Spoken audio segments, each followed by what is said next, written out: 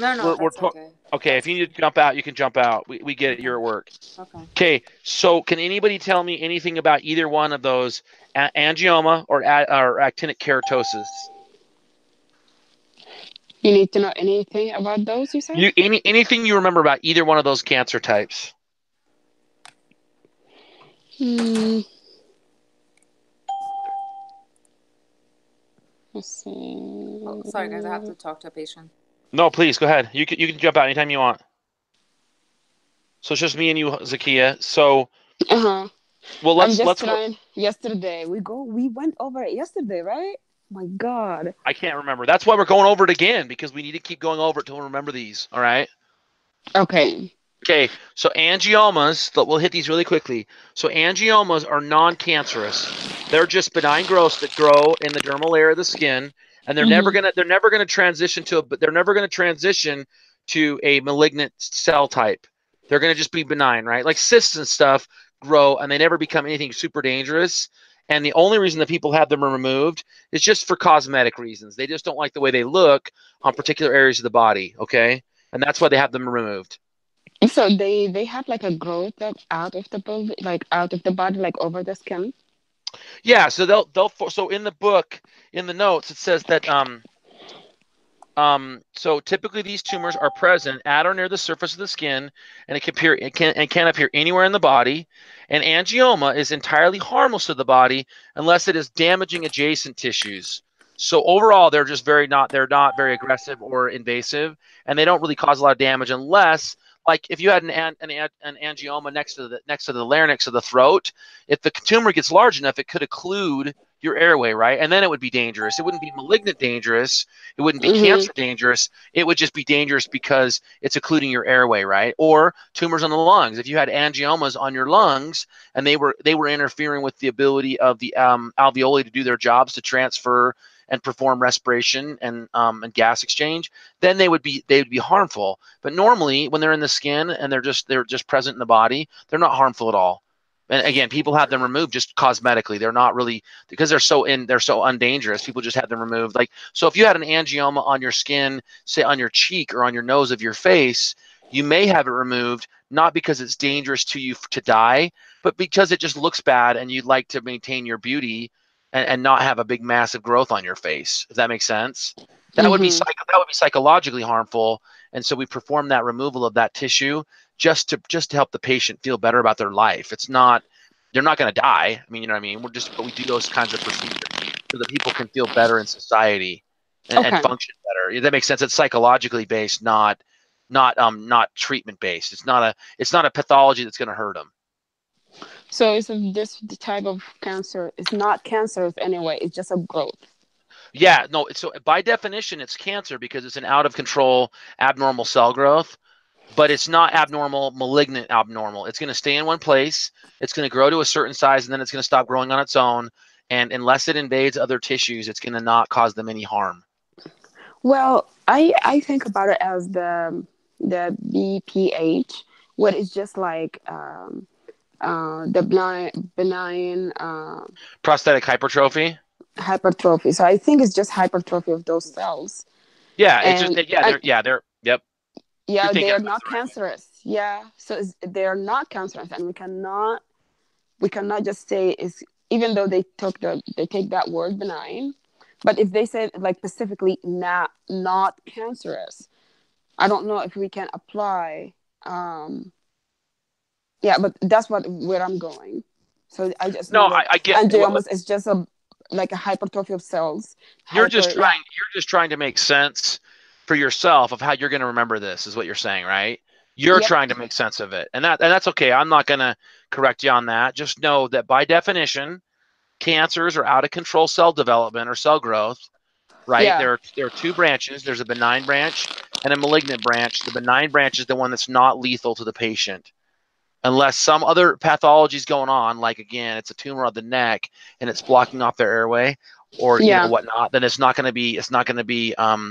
we have some time to look at it and treat it appropriately. And at the end of the day, we can just leave it. We don't have to actually treat it. But malignant tumors are going to be dysmeta, they're going to be dysplasia, and those aggressive cells will move to other areas of the body and start to disrupt normal function because of the chemicals they're secreting and because they're overtaking other tissues, and they're drawing up blood from the system to feed themselves. There's quite a few pathologies with regards to malignant tumors that cause damage, and that ultimately are lethal. They're going to kill the patient. Okay. Okay, is that fair? Yep. And again, and I'll leave it at that. Just know that angiomas are benign tumors. Again, 99.9 times out of 100, we don't remove them, and the patient would have them only removed unless they're causing a life-threatening problem, or cosmetically remove them so they can just feel better in society. When they're visible, people feel uncomfortable, they'll have them removed. Okay, great. Okay, then actinic keratosis is called solar keratosis, and the term solar gives these are just massive sunburns. Like when people get sunburned, because there's a solar component, they get these blotchy pieces of skin with scales that form on them. And if those are left, normally they're benign. So if you get one or two of these and you get out of the sun and you take care of your skin and take care of your skin and stay covered, and not continue to expose them to the sunlight, then they won't develop anymore. They'll stay benign, and your body will naturally try to heal them and get rid of them.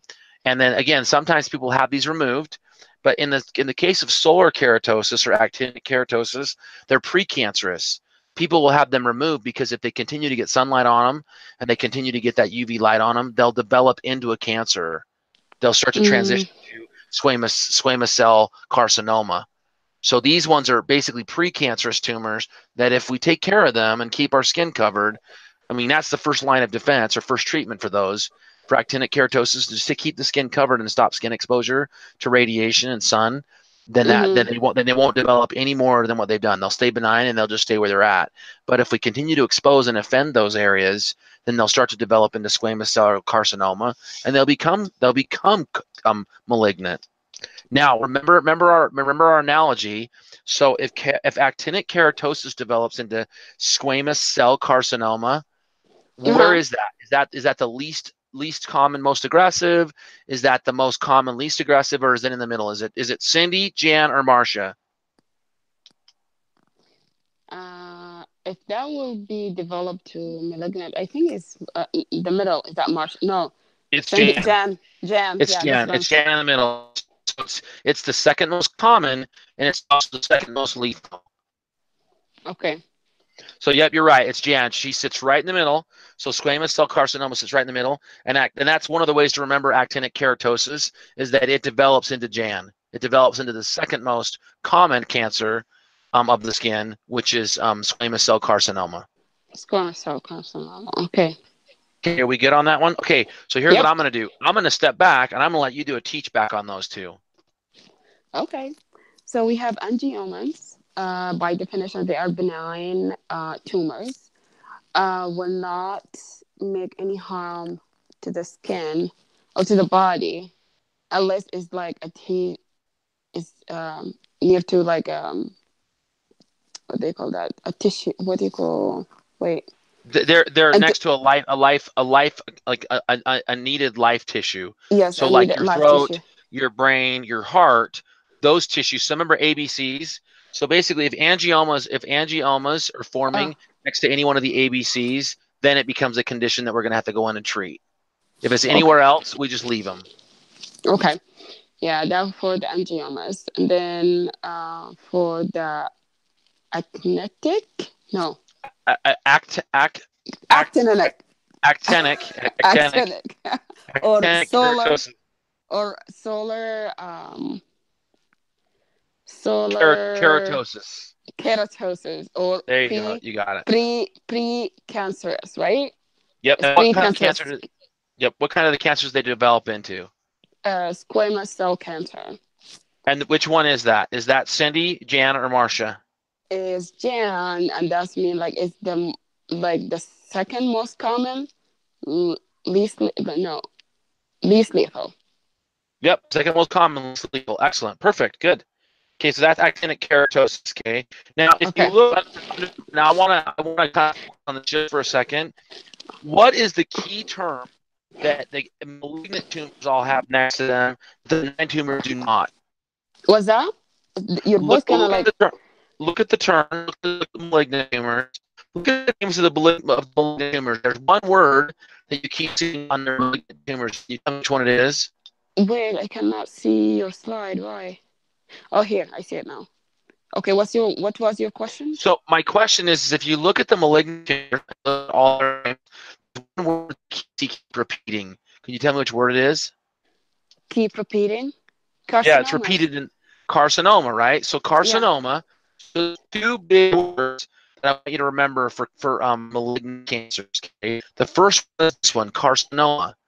The next one that you see that specifically deals with cancer, it's malignant, is sarcoma. So if you Okay. see sarcoma or carcinoma, those two terms always mean malignant cancer. Sarcoma. Yes.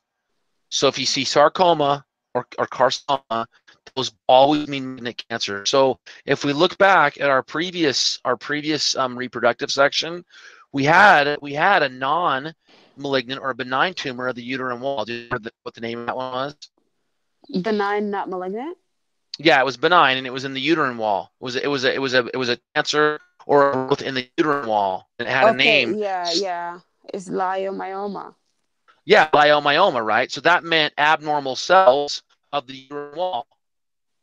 That would be like a benign tumor, but cancer, right? It's not normal. It's not the normal muscle tissues and the epithelial tissues of the uterus, but it's present, right? Yeah. That's and now if I told you, hey, Zakia, you have leiomyoma, what would you feel then? Leiomyoma. I changed the name. Leiomyoma. What? Chris, wait. Your voice is broken down. Like I cannot hear you well. Hello? You can't hear me? Yeah, it's like it's coming like that. Oh, like that. I don't know Hold if you on. hear me. Give me 1 second. Give me 1 second. Okay.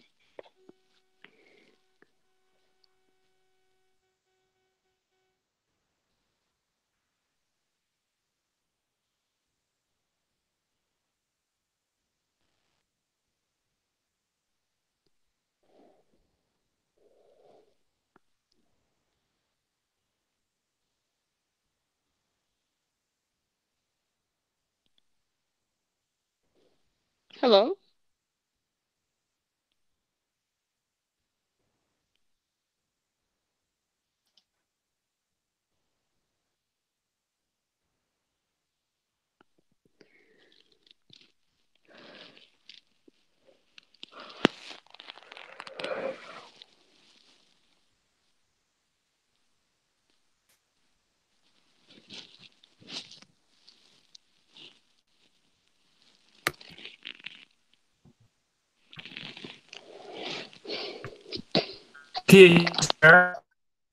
Hello. Can you hear me? Oh my gosh, it's the same. Like I don't know what happened. Let me It must see. be the connection. It must be the connection from the internet. Yeah. It's just That's like what it is. oh my gosh. Okay, Okay, let's just keep going. We'll just keep yeah, going. yeah. I Just will keep take my going on. headphones. I will take my headphones off. Wait. So okay. Okay, so we still there? Yes, I am here. Do you hear me? Okay. Well, anytime you see the term carcinoma, what does that mean in any chronology? Okay, one more time. So which one that you ask about basal cell or the squamous or the melanoma? Oh, what I'm saying is anytime you see the term carcinoma or sarcoma, what does that mean? It's malignant. A malignant out of control tumor. Okay. Is malignant. Three malignant tumors that we have are basal cell carcinoma, squamous cell carcinoma, and melanocarcinoma. Now, we talked about Cindy, Jan, and Marcia, right? But I want to take just a second to talk about these different cancers. So remember last time we talked about these, we talked about how deep in the tissue they permeate to, and the names tell us where they're at. So basal cell carcinoma how deeply down from the outside does that travel down? I think basal is not. I don't know where's basal located. So like I don't know where's basal. Remember the basal layer of anything is the basement or the bottom layer. So the very bottom layer of the dermal layer is called the basal layer. So what this is saying is after the 5 layers of epidermal tissue, the bottom layer is called the basement layer. So what's happening in basal cell carcinoma is that the carcinoma or the cancer has permeated down through all 5 layers of the epidermis and has penetrated the basal layer into the dermal layer. That's where it stops. Okay, so will be the closest to your will be the closest? No, because there's squamous cell. What is squamous cells? Where are squamous cells found? In anatomy. Okay, squamous cell. Let me see. So I'm just looking on the layers of the skin, you know. And let me ask a question. You had simple squamous epithelium and you had stratified squamous epithelium. But anytime you have epithelium, and especially squamous, Chris, let me call you. Let me see if I can hear better. Yeah, wait. Okay. Yep.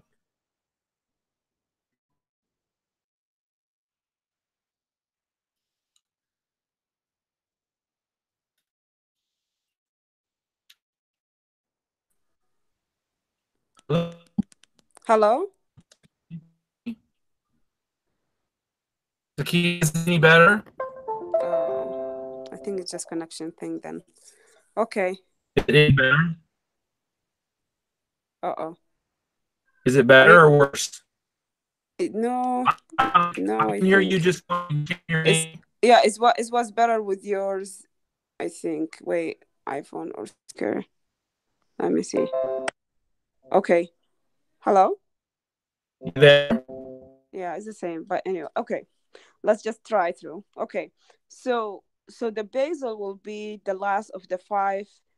No, the base of the epidermal layer. Yes. Okay. Squamous cells sit on the very top. And so squamous cell carcinoma only permeates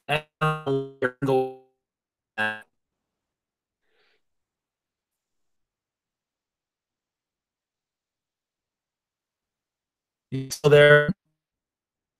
Hello? Yeah. Hello? Okay. Hey, here's what I'm gonna do. I'm gonna shut this off my end. Okay.